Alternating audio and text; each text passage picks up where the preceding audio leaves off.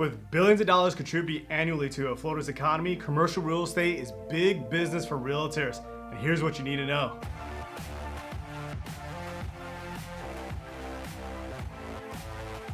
What's up, real estate rock stars? I'm Mighty Mike, and welcome to another episode of Rockstar News, your news source for real estate agents, real estate investors, and anyone looking to become a real estate rock star. If this is your first time watching, make sure you hit that subscribe button, make sure you hit the like button as well, and share this with everybody you know.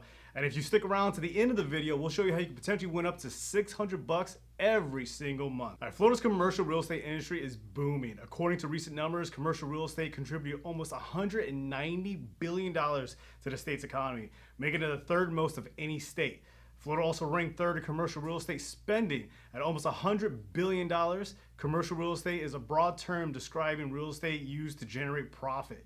Examples of commercial real estate include office buildings, industrial property, medical centers, hotel malls, farmland, apartment buildings, and warehouses. Historically, investing in commercial real estate as an alternative asset has provided millions of investors with attractive risk-adjusted returns and portfolio diversification. But many investors still don't understand how commercial real estate works as an investment vehicle. All right, to discuss commercial real estate and see if it's right for you, special guest Matt Smith, a Century 21 commercial agent, is going to be joining us today. Welcome to the show, Matt. Thanks for having me, Mike. All right, so what is an investment vehicle to begin with? So for commercial real estate, it can come in many forms. It could be a warehouse, it could be a storage center, it could be a commercial strip center, like where you go for your groceries, or a Walmart or a Target. It could be any one of those things. Gotcha. Now, I mean, as far as like a diversifying portfolio, I think people have like a general understanding of what it means to diversify, but how do you diversify in commercial real estate? So that's a great question. You can do it in a number of different ways. One, commercial real estate is all over the country. You can buy properties in Florida, you can buy properties in California. If one market goes down, you can move into another market. That's one way. The other way is you can do it in a number of sectors. You could buy office space, you could buy warehouses, you could buy strip centers, you can even buy a multifamily type apartment complex. Those are all ways that it works to hedge on your investment and to really diversify your portfolio. Gotcha. So I mean, like diversifying, the whole point of that is to kind of hedge against risk. Right. So I mean, like, what are the pros and cons compared to real estate investing in residential compared to commercial? So there's really not that many. The main downside to real estate investment, is as well, is liquidity. You can't pull out when you need to if you need that money. Yeah. But the thing that's better, at least from my opinion and from an investment perspective for commercial, is you're dealing with a lot more income. You know, one residential property will maybe give you $1,000 or $2,000 depending on the size per month. A lot of these long-term, large-scale commercial investments can generate you anywhere from $30,000 to $50,000 a month. Yeah, and I think the cool thing that a lot of people don't realize with special commercials is you can do like triple net leasing. Absolutely. So it can literally become like a very, very passive income. And you can pass on everything to your tenants. Yeah, you can pass on everything, the taxes, the insurance, all of this. So they're essentially paying for it. And the reason why I like real estate investment is because there's so many different types of loopholes. And like literally you could start off from like the ground, just get into real estate investing, and then do like a 1031 exchange, just completely go up and up and up.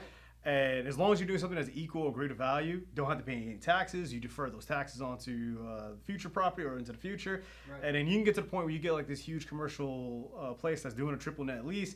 And then you're literally just never paid any taxes on that because you 1031 exchange your way up. It's the whole paperclip experiment. Like, you know, I'm going to give you a paperclip and eventually I'm going to get a Porsche down the road. Right.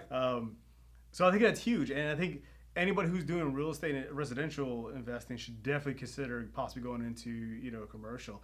Now, speaking of that, how is the Orlando's real estate commercial market doing? Well, it's like every other market in Orlando right now. It's hot. There's a lot of money coming in, particularly from the international markets of people wanting to buy commercial centers here. Not only for the fact that, you know, compared to California and Miami, some other markets, our prices aren't quite as high. There's also a ton of development here. People are just wanting to come here and people are building. Now, how do people get into commercial real estate if they wanted to start investing and go that direction? Right. It's like anything else. Either you've got to have the cash in hand or be part of a group that does have the cash, or you need to be able to obtain financing for the property. So those are the two main ways and the main things that you would need to know. I mean, would you suggest like REITs?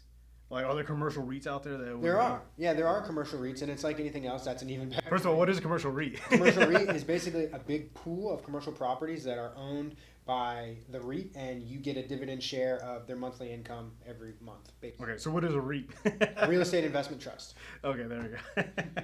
So I mean, like, okay, so what should people? I guess you should ask this question first. If you decide to get into the commercial, realm, and you want to start investing in there because you think it's lucrative, you think it's going to work out for you, what are some of the major things that they should be looking at when they first purchase? So one of the main things that is a difference between the commercial market and the residential market is the standard. So the seller has to disclose everything in a residential transaction. In a commercial transaction, that is not the case. It goes by the legal doctrine called caveat emptor, buyer beware.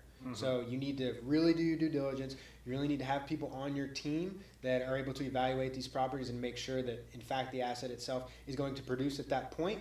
There's no thing that, by purchasing it would take away and then hinder the asset, and that the asset is not going to, fall apart immediately. Gotcha. Okay. All right. So what do you guys think? You guys, possibly thinking that real estate investment is something for you?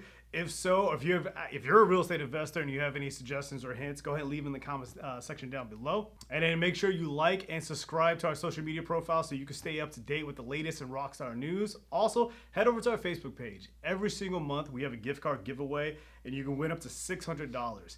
And you can sign up to 5 times every single month to increase your chances of winning. And if you're interested in becoming a Central Florida real estate homeowner or a real estate commercial investor in the future, and you want a leg up, check out our monthly newsletter and become a real estate rock star.